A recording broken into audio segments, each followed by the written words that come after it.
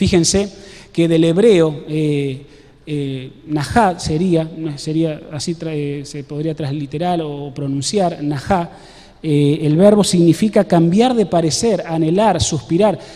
Nahá tiene que ver con la respiración, ese deseo profundo de respirar. Nadie puede estar más que pocos segundos, algunos puede durar un minuto, es muy raro, varios minutos, ¿no? Algunos llegan a esa capacidad, pero son pocos segundos. Eso es el Nahá, es decir, el deseo ardiente de respirar, de cambiar, de ver otro parecer. Es decir, cambiar la manera como yo me estoy moviendo, ¿no? Fíjense que acá la Filmina dice, ¿no? Anhelar un cambio profundo, ver claramente la culpabilidad y el pecado, ¿no? Que Nahá es eso, el arrepentimiento, ¿no? Eso en el pensamiento hebreo, reconocer los propósitos divinos. O sea, Señor, ¿cuáles son tus propósitos? ¿En qué yo te estoy ofendiendo? ¿Y cuán lejos yo me encuentro de esos propósitos? Eso es el Nahá, eso es el arrepentimiento. Anhelar un cambio cueste lo que cueste, determinar, queridos jóvenes, hermanos, que vamos a ser diferentes. Es una determinación consciente de que vamos a ser diferentes y no vamos a volver a hacer lo mismo. Ese es el Nahá, así como vos anhelás respirar. Es un cambio de parecer, es un cambio de paradigma, es un cambio de mentalidad con respecto a los pecados que especialmente le causan dolor a nuestro Salvador Jesucristo. Primera condición, arrepentimiento profundo. Segunda condición para la recepción del Espíritu Santo tiene que ver con la confianza implícita en Dios. Dice el texto bíblico, dice, solo esto quiero saber de vosotros. ¿Recibiste, dijo el apóstol San Pablo a los Gálatas, recibiste el Espíritu por las obras de la ley o por el oír por fe? Para que por la fe, dice el versículo 14, por la fe recibamos el Espíritu, ¿según qué cosa? Según su promesa.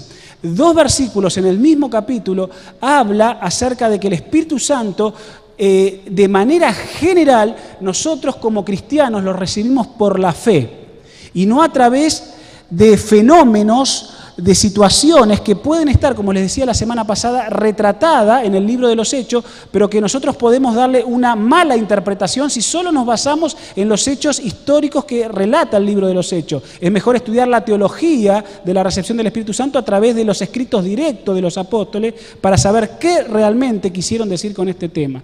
Y con respecto a la recepción del Espíritu Santo es por medio de la fe. Por eso cada vez que por la fe yo acepto a Cristo, cada vez que por la fe decido que Cristo habita en mí, estoy siendo bautizado con el Espíritu Santo. Repito 2 veces, en el capítulo 3 de Gálatas dice que nosotros lo recibimos por la fe. Esto en relación, ya lo hemos dicho hasta el hartazgo, ¿verdad? Que muchos cristianos, a veces y muy sinceramente de corazón, piensan que para recibir el Espíritu Santo tiene que pasar algo extraordinario, algo sobrenatural. Sobre todo los carismáticos piensan de esta manera, ¿verdad? Y no es así. La Biblia no nos dice que puede pasar, pero no es regla general. La regla general es que nosotros tenemos una confianza implícita que por solo solicitar la presencia del Espíritu Santo en nuestra vida para que transforme nuestros corazones, lo recibiremos. Es importante que esto lo destaquemos una y otra vez, porque en los tiempos que nos estamos moviendo, obviamente todo se basa en la experiencia, todo se basa en lo fenomenológico, todo se basa en los sentimientos. Y la palabra de Dios deja bien en claro que es una cuestión de fe, la recepción del Espíritu Santo, y pedirlo todas las veces que lo necesitemos. Fíjense, esto sería bueno que cada cristiano, adventista y en general pudiese leer esta cita de la mensajera del Señor que está en Primeros Escritos. Fíjense lo que vamos a leer ahora, ¿no? Fe versus sentimiento. Miren qué claro que lo pone la mensajera del Señor este aspecto en esta cita que nosotros vamos a leer. Dice así, el sentimiento de por sí no es fe. Ya partimos desde eso, ¿no? Dice, el sentimiento de por sí no es fe, como algunos piensan. A nosotros nos toca ejercitar la fe, pero el sentimiento gozoso y sus beneficios han de sernos dados por Dios. La fe verdadera demanda la bendición. Es interesante porque Elena de White era metodista y cuando en el ambiente de los metodistas se habla de la bendición, como en muchas iglesias evangélicas, se está hablando de la recepción del Espíritu Santo. La cita, cuando está hablando de la bendición, ahí específicamente está hablando de la recepción del Espíritu Santo en la vida del creyente. La hermana White, con trasfondo metodista, dice: la fe verdadera demanda la bendición prometida y se aferra a ella antes de saberla realizada y de sentirla. Esta es fe sincera y pura, creer que recibiremos la bendición aún antes de recibirla en realidad. Es decir, recibir el Espíritu Santo creyéndolo, confianza implícita antes de recibirlo. Es una cuestión de fe, lo recibimos por la fe. Ahí la mensajera del Señor lo deja bien claro, ¿no? Recibiremos la bendición aún antes de recibirla en realidad. Cuando la bendición prometida se siente y se disfruta, la fe que queda anonadada, porque los sentimientos tapan la razón. ¿Se acuerdan de lo que les conté acerca del partido? ¿Está bien? ¿Se acuerdan de lo que les conté? Los sentimientos obnubilan la razón. Por eso que nosotros no podemos confiarnos en los sentimientos para la recepción del Espíritu Santo, sino que es a través de la razón y de la fe como nosotros lo recibimos. Sigue diciendo la cita: pero muchos suponen que tienen gran fe cuando participan del Espíritu Santo en forma destacada, es decir, en forma experimental, en forma de la experiencia, ¿no? En forma destacada, dice la hermana White. Y que no pueden tener fe a menos que sientan el poder del Espíritu. Los tales confunden la fe con la bendición que nos llega por medio de ella. Precisamente el tiempo más apropiado para ejercer fe es cuando nos sentimos privados ¿de qué? Nos sentimos privados del Espíritu. Ahí es cuando ejerces más fe, cuando estás privado del Espíritu. Ahí es donde más se va a probar la fe. Haríamos bien en remarcar esta cita de Primeros Escritos en la página 72 para entender lo que es la fe versus el sentimiento. El Espíritu Santo, chicos, hermanos, jóvenes, amigos, quienes nos están viendo por la web, el Espíritu Santo se recibe por la fe. Y cuando no tenemos el Espíritu Santo, no lo podemos palpar, no lo podemos sentir, no lo podemos tocar, es cuando más la fe se ejercita y saber que lo vamos a recibir. Por eso la segunda condición es una confianza implícita de acuerdo a los textos inspirados y el texto bíblico, ¿no? Especialmente, como decía Pablo a los Gálatas. Tercer condición para recibir el Espíritu Santo es la obediencia. Dice la palabra de Dios, y nosotros somos testigos suyos de estas cosas, y también el Espíritu Santo, el cual Dios ha dado a quienes, a los que le obedecen. Hace 2 sábados atrás, cuando hablábamos del reavivamiento falso, ¿verdad? Una de las condiciones para darnos cuenta de un reavivamiento falso, tiene que ver con la obediencia. Tiene que ver con la obediencia. ¿Verdad? Dijo Jesús: apártense de mí, hacedores ¿de qué? De maldad. Pero Señor, no hicimos milagros, no echamos demonios en tu nombre. Dice: nunca los conocí, ustedes se apartaron de mi ley, son hacedores de maldad, anomía, son sin ley. Esto de la ley de la obediencia y de la fe, algunos tratan de separarlo, ¿no? Y a veces cuando hablamos de obediencia y de la recepción del Espíritu Santo también, en general los predicadores tratan de separarlo, pero no es más que otra cosa que 2 caras de la misma moneda. Son 2 caras de la misma moneda. Fe y obediencia, obediencia y fe para la recepción del Espíritu de Dios. Eso ya dijimos algo, así que no voy a ahondar en eso.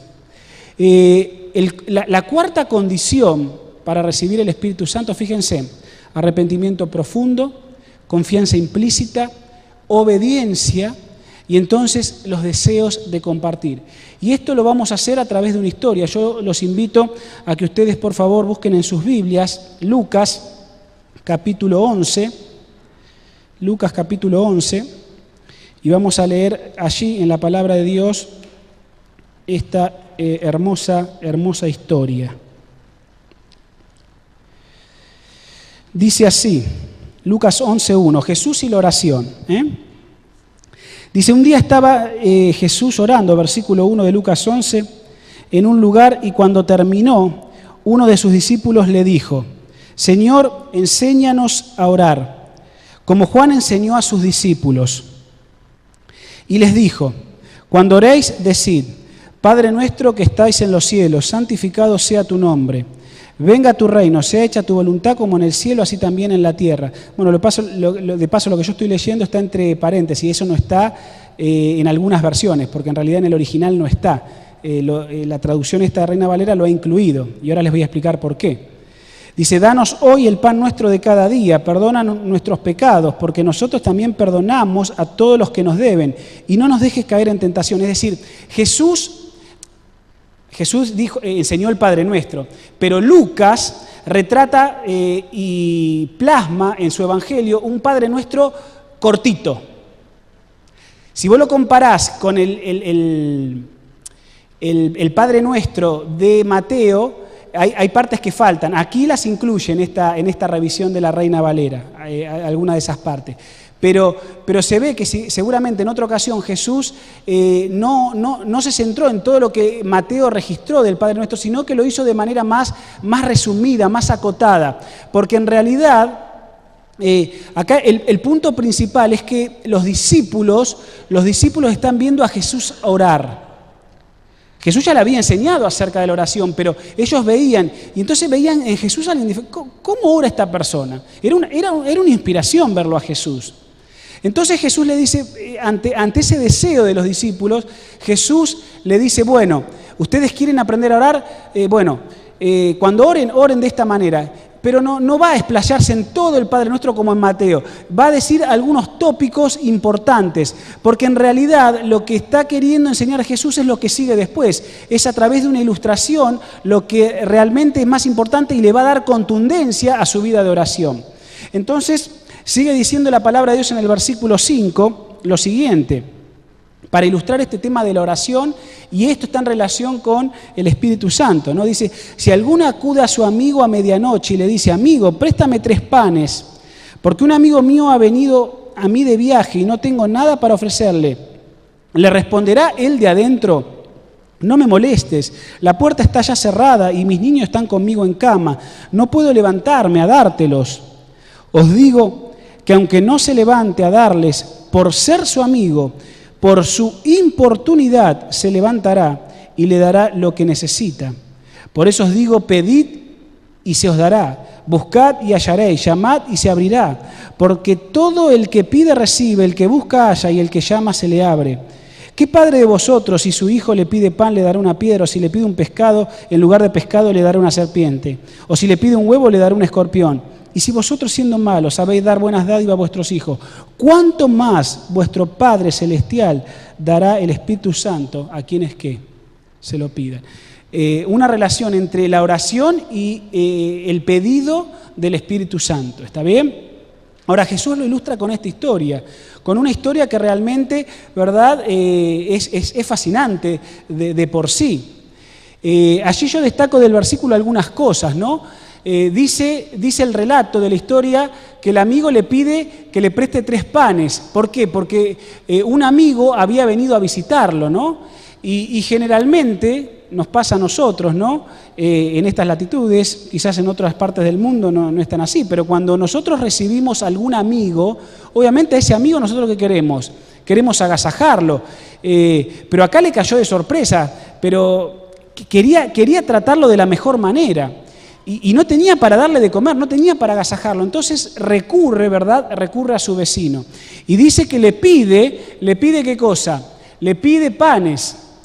Dijo Jesús, yo os digo, pidan y se os dará. Si vosotros siendo malos sabéis dar buenas dádivas, ¿cuánto más vuestro Padre Celestial le dará a ustedes lo que le pidan? Y en este caso el Espíritu Santo.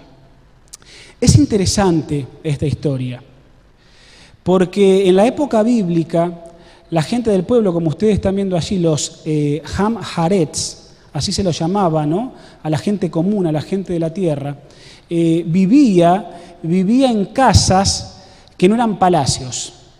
En los palacios, en las cortes, en cuestiones donde eran recintos de personas religiosas o líderes religiosas, la situación era diferente.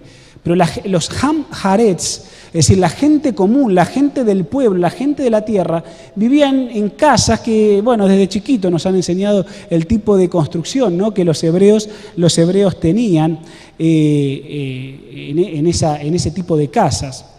Las casas comunes, las casas de la gente común, como ustedes están leyendo allí, tenía 2 niveles. No eran niveles muy altos, ¿no? Podían llegar a tener un primer piso, algunas llegaban a tener una planta alta, pero en general los niveles eran, supónganse allí, el llano, y quizás un poquito más aquí, o lo que es esta plataforma sería el siguiente nivel. En el nivel más bajo, la gente común tenía, ¿verdad?, sus animalitos comunes, los animalitos domésticos, qué sé yo, tendrían pato, gallina, gato, perritos, los animales domésticos, que vivían, inclusive que dormían con la gente, muchas veces dentro de sus hogares. En la parte más alta, en el segundo nivel, allí estaba la familia, allí dormían los chicos, allí dormía el matrimonio, ¿verdad?, otro integrante de la familia quizás. Se cocinaba en la parte más baja, allí las mujeres hacían sus quehaceres domésticos, preparaban sus comidas en el nivel más bajo. Pero a la hora de dormir, la familia se retiraba al nivel más alto. Algunos Hamharets llegaban a tener una planta alta y podían llegar a dormir en una planta, podríamos decir, en un primer piso, pero no era tan común, aunque lo había. Así era como las casas se construían. Entonces, si nosotros nos ponemos en los zapatos de ese vecino, ¿verdad?, el cual está viniendo su vecino de al lado a pedirle, ¿verdad?, un pan, en realidad esta persona lo está poniendo en aprietos. ¿Por qué? Porque alguna vez ya se los comenté, en aquellas épocas este tipo de construcciones, este tipo de casas, de viviendas, las puertas no son como nosotros las conocemos. No son con bisagras. Este tipo de puertas, hermanos, jóvenes, amigos, este tipo de puertas existían en los palacios, existían en los templos o donde vivían la gente religiosa o funcionarios. La gente común no tenía puertas con bisagra. Los más ricos, quizás los más adinerados podían tenerlo. Pero la gente común, los Hamharets, no tenían ese tipo de puertas. ¿La puerta qué era? Era un tablón que se ponía a la entrada. Estas tipos de casas tenían a lo sumo 1 o 2 ventanitas que generalmente eran chiquitas, estaban puestas no a un nivel como las tenemos hoy más cerca, que nos llegan a la cintura en algunos casos, o menos, sino que esas ventanas eran puestas en alto para evitar que en la noche pudiese entrar algún animal salvaje que pudiese penetrar, ¿verdad? Entonces eran lo más chiquititas posible, ¿verdad? Y la vida de la gente se realizaba en los patios, porque la casa era solamente para cocinar y para dormir. Y la puerta, repito, la puerta era un tablón que se trancaba, se trababa, y cuando la puerta se trababa, más vale que hicieses todo lo que tenías que hacer, porque no se abría hasta el otro día. No se abría hasta el otro día.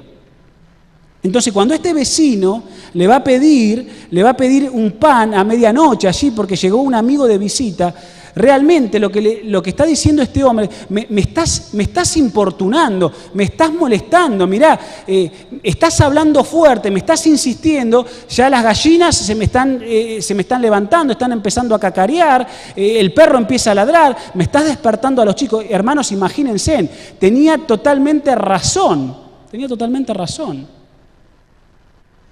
Pero dice la palabra de Dios, déjenme ir un poquito para atrás, ¿verdad?, que por ser su amigo, ¿verdad?, por ser su amigo, ¿qué iba a pasar?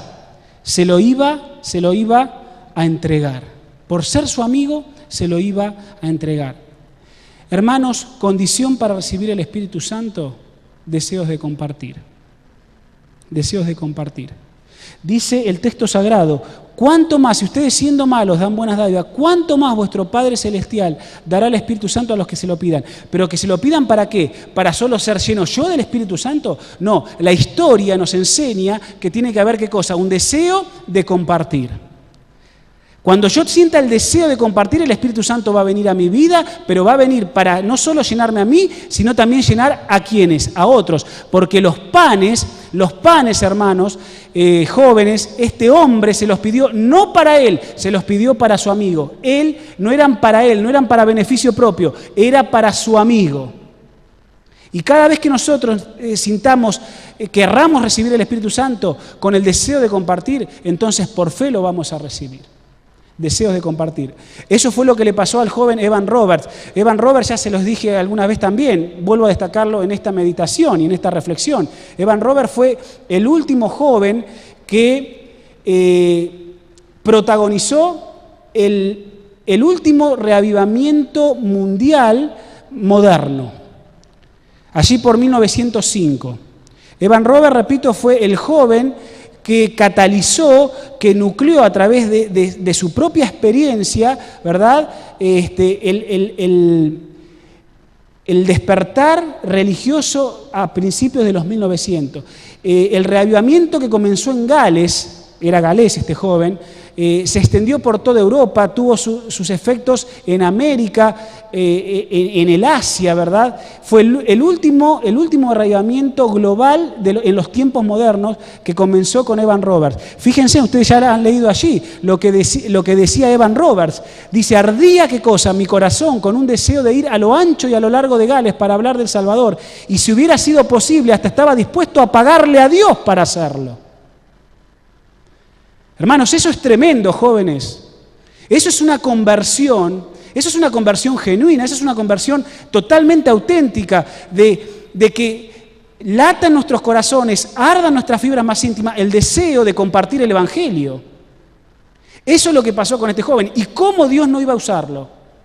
Claro, después el reavivamiento se desmadra porque los excesos lamentablemente han llegado y Dios tuvo que cortar ese reavivamiento. ¿Saben? El reavivamiento comenzó en 1905 y no paró. Hay datos en 1908, 1910, cómo fue creciendo este reavivamiento. El diablo estaba furioso. ¿Y saben lo que cortó este reavivamiento? La Primera Guerra Mundial. La Primera Guerra Mundial fue lo que cortó el reavivamiento que se inició en Gales allí en 1905. Porque se había expandido en tal manera y el diablo no iba a dejar las cosas así. Distrajo la mente del mundo. Pero ¿cómo Dios no va a utilizar con un joven que su corazón arde de tal manera que está dispuesto a pagarle a Dios, está dispuesto él a pagarle a Dios para llevar el Evangelio y compartirlo con otros? Deseos de compartir es la cuarta condición para recibir el Espíritu Santo. En relación con la misma historia, nosotros encontramos el siguiente principio. Bueno, esto también es importante, dice la mensajera del Señor en Testimonios volumen 6, el Espíritu Santo vendrá a todos los que lo imploran el pan de vida para darlo a ¿quiénes? A sus vecinos. ¿Querés recibir el Espíritu Santo constantemente y diariamente en tu vida? Pues entonces tiene que haber deseos de compartirlo con tus vecinos. En relación con la misma historia de Lucas 11 está la intercesión continua. Dice la palabra de Dios allí en el versículo 8, os digo que aunque no se levante a darle por ser su amigo, por su importunidad se levantará y le dará lo que necesita. Dios quiere que nosotros seamos importunos con Él. Dios quiere que lo importunemos con la oración. Dios quiere que recurramos a Él, querida iglesia, queridos jóvenes, para pedirle la unción del Espíritu Santo. La semana pasada no nos ayudó mucho el audio acá en lo local, después lo vi por internet y ese video sí salió bien por la web, pero bueno, si no lo pueden buscar en internet, el testimonio de Corrie ten Boom. Esta mujer, como yo les dije, ¿verdad?, nació en Ámsterdam el 15 de abril del año 1892, murió en Placentia, en California, el 15 de abril del año 1983, justamente el mismo día de su cumpleaños, ¿no? Es cuando ella muere. Bueno, fue una escritora, como dice acá, y activista holandesa y cristiana. Fue célebre por brindar refugio a los perseguidos por el régimen nazi durante el Holocausto. No sé si alguno tuvo la posibilidad de ver El Refugio Secreto, esta película de 2 horas y media. Realmente yo les decía la semana pasada, la pueden ver en internet, está completa. Es tremendo lo que esta mujer con su hermana tuvo que vivir en los campos de concentración nazi. Uno de los funcionarios de la Gestapo, que la llama a entrevistarla, ¿verdad?, y que de alguna manera era aliado de ella, aunque después se descubrió que ella albergaba a judíos en su hogar, ¿verdad? Pero ahí en la película le llama a su casa, la llama la clandestinidad de Dios, ahí en la película. Le dice a Cory, cuando la cita, este hombre de la Gestapo, ¿no? Le dice, tu casa es la clandestinidad de Dios. O sea, ese hombre sabía, pero él no la manda al frente. Por lo menos se deja entrever eso, ¿no? Del testimonio directo que tenemos. Después la policía secreta nazi se entera de la situación, ¿verdad? Pero no descubren el lugar. Si ustedes buscan en internet, yo esta semana me tomé el trabajo de buscar, busquen el museo de Corrie ten Boom, aparece en internet el museo y se muestra allí, parte era en la habitación donde ella dormía, hicieron una pared falsa menos que el ancho de esto, donde allí cuando irrumpe la policía nazi para buscar a los judíos, por debajo por una entrada secreta que tenían en el ropero, allí, ¿verdad?, puso a todos los judíos, y cuando irrumpen en la pieza, que ella estaba enferma, ¿verdad?, no descubren ese lugar secreto. Hoy en el museo que existe en Holanda, en Ámsterdam, véanlo por internet, está cortada la pared, y allí se puede ver, ¿verdad?, es un museo hoy que uno viaja allí, lo puede tener la alegría de poder verlo. Bueno, esta mujer, ustedes ven allí que por la comunidad judía, Yad Vashem, creo que se menciona, fue nombrada justa entre las naciones por lo que ella y su familia hizo en pro de todo el aniquilamiento de los judíos, ¿no?, durante la Segunda Guerra Mundial. Bueno, después de terminada la Segunda Guerra Mundial, su hermana muere, su papá muere muy temprano, en los campos de concentración, termina la Segunda Guerra Mundial y ella se dedicó a seguir predicando el Evangelio. La película muestra a ella cómo en los momentos más difíciles ella se aferró a Dios, aún en el campo de concentración, ¿no? Cuando la Segunda Guerra Mundial termina, se instala la cortina de hierro, ¿no?, entre Oriente y Occidente, ¿no?, y el comunismo. Uno de los objetivos principales de Cory fue introducir Biblias a través de, ella era cristiana, era religiosa, a través de su iglesia, de sus contactos, ¿verdad? Tratar de introducir Biblias más allá de la cortina de hierro, allí en la ex Unión Soviética. Y se valió de muchas cosas, pasó por muchas situaciones difíciles. En algún momento la situación se puso muy compleja para ella en estas cuestiones, porque inclusive estaba siendo investigada por el gobierno ruso. Ahora, fíjense los que las escuchaban orar, testimonios directos de los que las escuchaban orar a Cory respecto de esta situación de que ella introducía Biblias en lo que era la ex Unión Soviética. Testigos oculares y directos de su vida de oración de esta mujer dice lo siguiente. Con respecto a esto de tener que introducir Biblias, dice: Señor, tienes que hacer algo, la cosa se estaba poniendo muy compleja, la situación se estaba tornando muy difícil en hacer esta metodología. Señor, tienes que hacer algo, no hay tiempo que perder, decía Cory. Ella dice que le citaría a Dios, ¿qué cosa? Los pasajes de la Escritura en sus propias palabras, dicen los testigos oculares que ella tomaba la Biblia con respecto a esto y entonces le citaba a Dios las promesas. Uno dice, qué blasfemia, ¿no? ¿Cómo una mujer, ¿verdad?, va a hacer eso con Dios? Pero en realidad no es ninguna blasfemia, es simplemente una confianza implícita en esta mujer de saber que no se iba a mover como la historia de Lucas hasta que Dios respondiese lo que sabía que Dios iba a responder, no lo que ella quería, sino lo que Dios iba a responder. Por ello ella le citaba las promesas. Tú, Señor, lo dijiste en tu palabra. Ella levantaba la Biblia, tú lo dijiste acá. Y ella le citaba de memoria a Dios las promesas de la Biblia. Fíjense, como un abogado encontraría el pasaje apropiado, ¿verdad?, para probar su caso. Y entonces miren lo que decía, con su Biblia en alto le decía: aquí, Señor, léelo tú mismo, Dios, porque tú lo dijiste. No lo dije yo, lo dijiste vos. Hermanos, la vida de esta mujer te hace estremecer.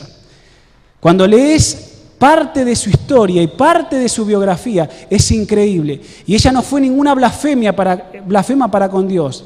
Y Dios respondió. Ella no se iba a mover en su importunidad porque a Dios quiere que lo importunemos con aquellas cosas que Dios ha prometido. Y si hay algo que Dios te prometió y Dios me prometió, es el Espíritu Santo. Y Dios no se ofende porque vos les reclames esa promesa. Dios quiere que seamos importunos en ese sentido. Corrie ten Boom. Qué mujer, qué testimonio. Quinta razón para recibir el Espíritu Santo es honrar el cuerpo. Si queremos recibir el Espíritu de Dios, necesitaremos pensar seriamente en cómo estamos tratando el templo del Espíritu Santo. Dice la palabra de Dios, todas las cosas me son lícitas, mas no todas convienen. Todas las cosas me son lícitas, mas yo no me dejaré dominar de ninguna. Las viandas para el vientre y el vientre para las viandas, pero tanto el uno como el otro los destruirá Dios. Pero el cuerpo no es para fornicación, sino para el Señor, y el Señor para el cuerpo. Y Dios, que levantó al Señor, también a nosotros nos levantará con su poder. ¿No sabéis que vuestros cuerpos son miembros de Cristo? ¿Quitaré pues los miembros de Cristo y los haré miembros de una ramera? De ningún modo, dice el apóstol. Pero el que se une al Señor, un espíritu es con Él. Huid de la fornicación. Cualquier otro pecado que el hombre cometa está fuera del cuerpo, mas el que fornica contra su propio cuerpo peca. ¿O ignoráis que vuestro cuerpo es templo del Espíritu Santo, el cual está en vosotros, el cual tenéis de Dios y que no sois vuestro? Porque habéis sido comprado por precio. Glorificad pues a Dios en vuestro cuerpo y en vuestro espíritu, los cuales son de Dios. No voy a andar en esta condición porque ya hemos hablado en algunas ocasiones respecto a esto. Pero si realmente nosotros queremos, hermanos, jóvenes, amigos, quienes nos están viendo, recibir el Espíritu Santo, tendremos que empezar a tomar más seriamente el cuidado que hacemos del envase, del receptáculo donde el Espíritu Santo quiere habitar. ¿Cómo estás cuidando tu cuerpo? Yo no lo sé. Yo sí sé cómo estoy cuidando el mío. ¿Y qué estoy en falta para con Dios con respecto a esto?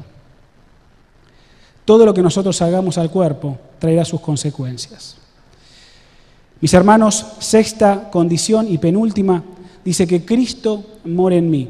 Esto hace algunos sábados atrás ya lo mencionamos cuando hablamos acerca también de la morada que Cristo quiere tener. Simplemente recuerdo algunas citas que leímos en esa oportunidad. Dice Primera de Juan 3:24 para tener el fundamento bíblico de esta condición que es que Cristo mora en nosotros. Dice, el que guarda sus mandamientos permanece en Dios y Dios en él, en relación a la obediencia. Y en esto sabemos que Él permanece en nosotros por el Espíritu que nos ha dado. Estamos hablando de que Cristo mora en mí. Y se acuerdan que yo les leí esta cita del deseo de toda la gente. Por el Espíritu es como Cristo mora en nosotros. Y el Espíritu de Dios, recibido por fe en el corazón, es el comienzo de la vida eterna. La transformación del carácter es para el mundo el testimonio de que Cristo mora en el creyente. Al sujetar nuestros pensamientos y deseo a la voluntad de Cristo, el Espíritu Santo producirá nueva vida. ¿Se acuerdan? Cristo en mí, yo en Cristo. ¿Se acuerdan de esa presentación, no? Rodeados de la atmósfera de Jesús. Cristo en mí, yo en Cristo, ¿verdad? Y el mundo se dará cuenta de que Cristo mora en mí, ¿verdad? Como condición en base a la transformación de mi carácter. ¿Estoy siendo transformado? ¿Se está notando? ¿Se ve? ¿Se percibe? ¿Se palpa que hay un cambio en el carácter o todo sigue igual? Finalmente, última condición para recibir al Espíritu de Dios, queridos hermanos jóvenes, es unidos en oración. Las 6 condiciones que mencionamos al comienzo, las 6 condiciones son condiciones individuales, tienen que ver con vos. Y solo vos podés decidir un arrepentimiento profundo, podés una confianza implícita, podés honrar tu cuerpo, podés hacer que Cristo permanezca en vos, podés tener esa importunidad para con Dios en oración. Las 6 condiciones previas son cuestiones individuales, pero esta es una condición corporativa. Esta es una condición corporativa. Y si nosotros queremos recibir el Espíritu Santo, se tendrá que empezar a manifestar en la iglesia esta condición corporativa. Hoy cuando hacíamos y hablábamos haciendo la oración respecto a aquellos que Dios pone en el corazón el poder brindarse y brindar de sus dones, sus talentos, el poder hacer de tu casa una luz, una iglesia en tu barrio, donde te puedas reunir a orar, y orar por muchas cosas, pero también orar por esto, en cada grupo pequeño, en cada casa, en cada hogar, iglesia que se reúne, que se reúnen en las semanas, en la iglesia, hermanos, reunirnos para orar por esto. ¿Cuánto nos estamos reuniendo? ¿Cuánto nos estamos reuniendo para orar por esto? Porque las 6 condiciones primeras son individuales, pero la Biblia dice que también tiene que haber una condición corporativa. Y entonces dice la palabra de Dios, dijo Jesús, que esperasen la promesa del Padre. Entonces volvieron a Jerusalén y entrados subieron al aposento alto. Y dice que todos estos perseveraban unánimes en oración y ruego. Cuando llegó el día del Pentecostés estaban todos unánimes juntos y fueron todos llenos del Espíritu Santo. Hermanos, nos reunimos para muchas cosas. En la iglesia nos reunimos para muchas cosas. Muchas cosas nos convocan, muchas cosas nos reúnen, muchas cosas nos gustan y nos reunimos en aquellas cosas que nos gustan. Pero, ¿por qué no nos reunimos para orar y pedir por el Espíritu Santo? ¿Por qué? ¿Por qué no nos reunimos? ¿Quién tiene que ser la chispa disparadora? ¿En quién Dios tiene que implantar ese deseo? ¿Es en el pastor? ¿El pastor tiene que ser el movilizador? ¿O sos vos como miembro individual el que tiene que empezar a nacer en tu corazón el deseo de reunirte para pedir por esto? ¿Acaso tenemos que seguir esperando predicaciones lindas, amenas, teológicas, profundas? ¿Qué es lo que nos está impidiendo que nosotros nos reunamos para pedir por la unción del Espíritu Santo? Esto es una condición que Dios pide de su iglesia. La iglesia allí en el pasado y a los comienzos de la iglesia lo hacía. No va a ser diferente en el tiempo del fin. Ahora déjenme decirles una cosa. Algunos van a recibir ese llamado y ese toque especial de Dios y van a responder a esa voz sensible del Espíritu Santo. Muchos se van a quedar afuera. No soy juez ni puedo saber quién estará en esto, porque esto es una cuestión individual. Cada uno tendrá que saber delante de Dios cómo hacerlo. Pero hermanos, si comienza a nacer en nosotros el deseo de reunirnos para orar por el Espíritu Santo, realmente las cosas van a ser diferentes. Repito, ¿qué más hay que esperar? ¿Más predicación? Yo creo que no. Lo que tiene que haber es un cambio en nosotros, en nuestra manera de ver nuestra vida espiritual y en nuestra manera de ver cómo nosotros hacemos la iglesia. Es un cambio de paradigma, es un cambio de percepción. Es salir de los cánones normales y de la cuestión estructurada y tradicional que nosotros tenemos en nuestra manera de hacer iglesia. Pero es una cuestión que tiene que nacer del corazón profundo de cada uno de nosotros como miembros individuales para que entonces la iglesia comience a cumplir esta última condición y que creo que es importante como todas las demás. Pero que llegará esta última si todas las demás empiezan a cumplir.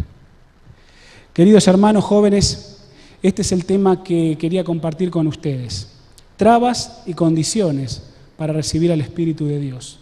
¿Le daremos lugar al Señor para que haga esa obra en nosotros? ¿De quién depende? ¿Depende del Señor? No, depende de mí. Dios quiere que lo importunemos.